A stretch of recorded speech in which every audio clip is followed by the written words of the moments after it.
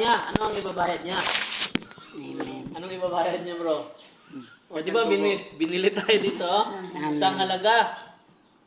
Ano binayad niya? Hindi pera. Yung kanyang dugo. Yung kanyang mismong buhay. Amen. Yung kanyang mismong dugo, binayad niya yun.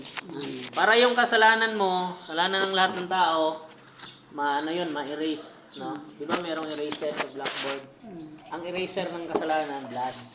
Amen. Dugo ni Lord. Pero magiging epektibo yung blood na yan pag ikaw nagsisi. Amen. So, kasi walang effect yan kung hindi ka magsisi. No, magiging ano lang sa'yo yan, decoration lang. Pero pag angkinin mo yan na, Lord, patawarin mo ako. Pag nakita ka niya, pag nakita mo ang sarili mo sa dugo na yun na ikaw ay makasalanan, Amen.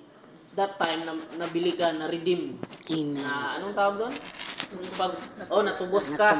No, natubos ka na, nakuha ka ba? Ngayon, nung nakuha ka na, sino ang may-ari sa'yo? Di ba, bumalik na sa'yo. Yung cellphone mo, di ba? For example, ano mo yan? Yung tumubos sa'yo, siya muna may-ari sa'yo. Amen. Ngayon, kung ikaw ay pagmamayari na ni Lord, yun ang batayan mo para ibigay mo ang sarili mo. Amen.